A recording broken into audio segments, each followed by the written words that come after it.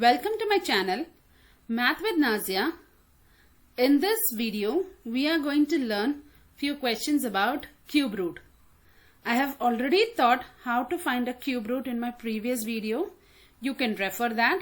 The link will be given in the description below. So now let's start with the first example of today.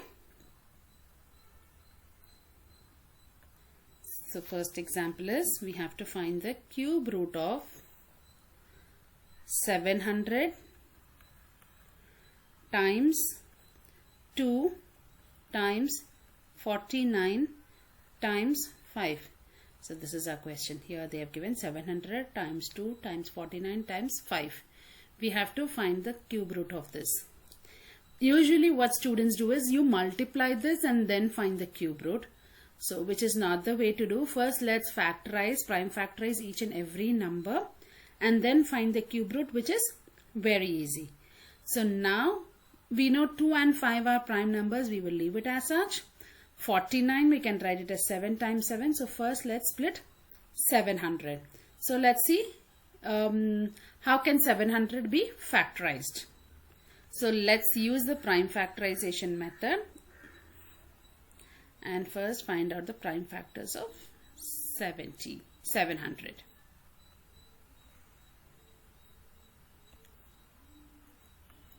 So 700, usually we have to use the prime numbers. So we will start with 2 because it's an even number. We can also do with 5 but not with 10. 10 is not a prime number. So we will start with 2. 2 is a pretty easy to do.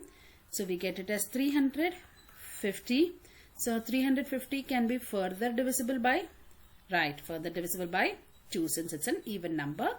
350 further divisible by 2, we get it as 175. Now 175 is not divisible by 2 because it's not an even number.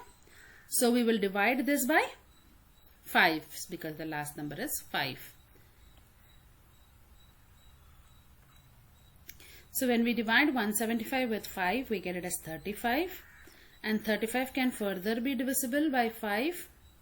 So 5 times 7 is 35. So I'll write a 5 here, I'll write a 7 here. 7 can be divisible only by 7.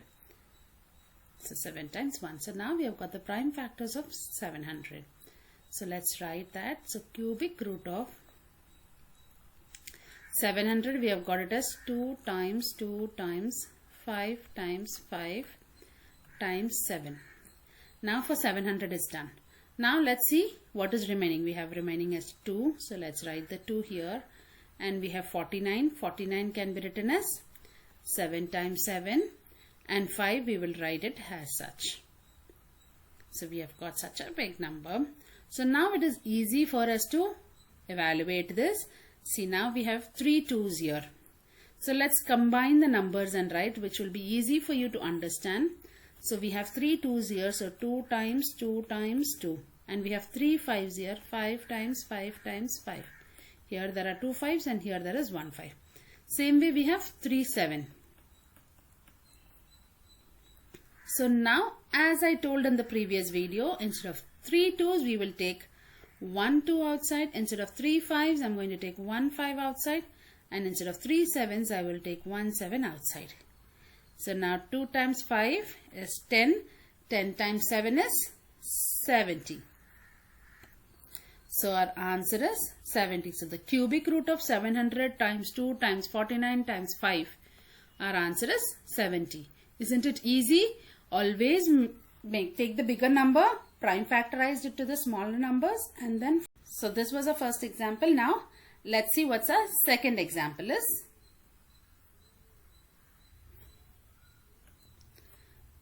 So our second example is little different from this. We have 125 cubic root of a power 6. Minus cubic root of 125 a power 6. So as you could see here, 125 is outside. Inside the cubic root we have a power 6. Here 125 is also inside the cubic root and a power 6 is also inside the cubic root. Now let's simplify this.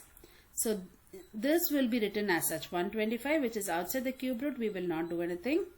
and whatever is inside the cube root, a power 6. So a power 6, I will write it as a square the whole cube. So this is the law of exponents which we have learned. I hope you remember the power law. The power law is a power m the whole power n equals a power m times n. So 3 times 2 is 6. So that's why we have split it like this. So if you have any queries regarding this law, you can refer the video and the link will be given below in the description.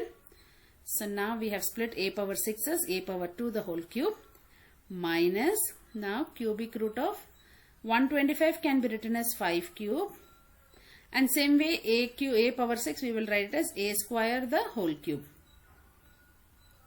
It's the same thing with a. So now 125 will be written as such.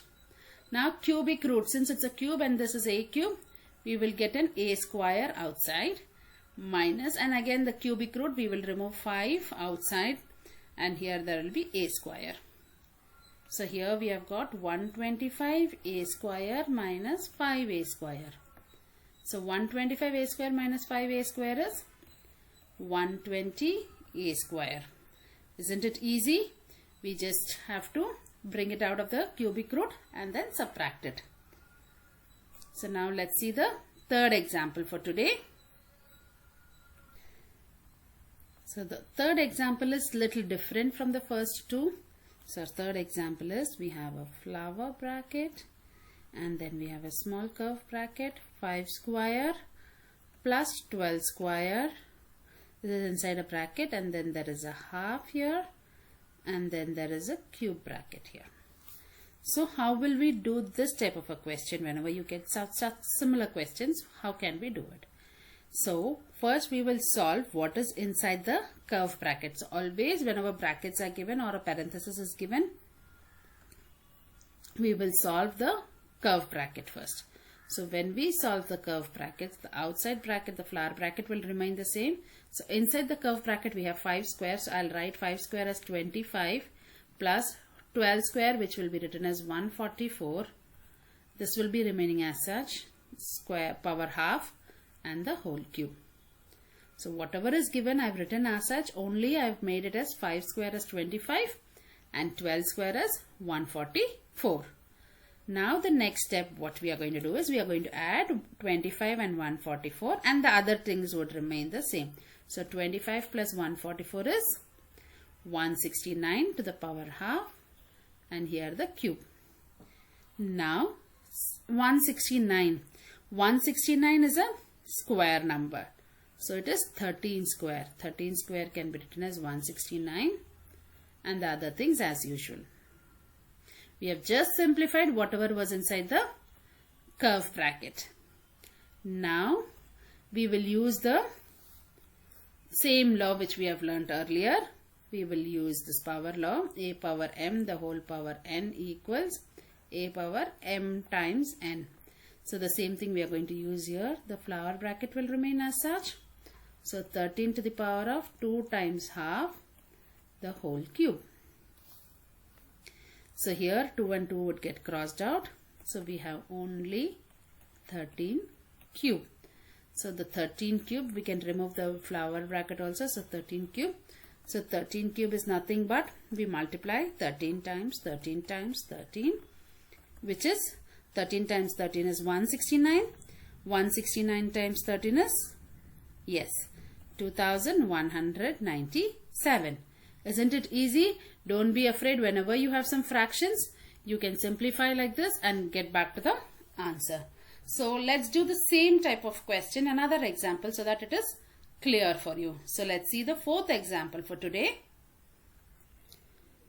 So the fourth example is, as I told you, it's somewhat similar to our third example. So it will be a revision for us. So it is somewhat similar question. So flower bracket, and again inside this curve bracket we have 6 square plus 8 square the whole power half, and then a cube. So this is equal to, I'm just going to keep the flower bracket as such as usual. The first step, 6 square I'm going to make it as 36, 8 square is 64, and then power half the whole cube. So that will remain as such. And then again next step is write. We are going to add 36 and 64. So when we add that, we get it as 100 the whole power half the whole cube. So now 100 is again a square number. So we can write 100 as 10 square the whole power half the whole cube. The same steps, the steps as you could see, it's same. And again I'm going to use this law, which is a to the power of m the whole power n equals a to the power of m times n. See, as you could see, we are using the exponent law here. So in math, all the concepts are interrelated. Now here it is 10 to the power of 2 times half. The curve bracket is removed. So now 2 and 2 would get cancelled. The 10 cube. So isn't it simple? Now 10 cube, as you all know, 10 cube is 1000. So isn't it pretty simple? So if you have any queries regarding these type of questions, you can comment down in the comment section. And for more tips and tricks, do like and subscribe to my channel. Thank you.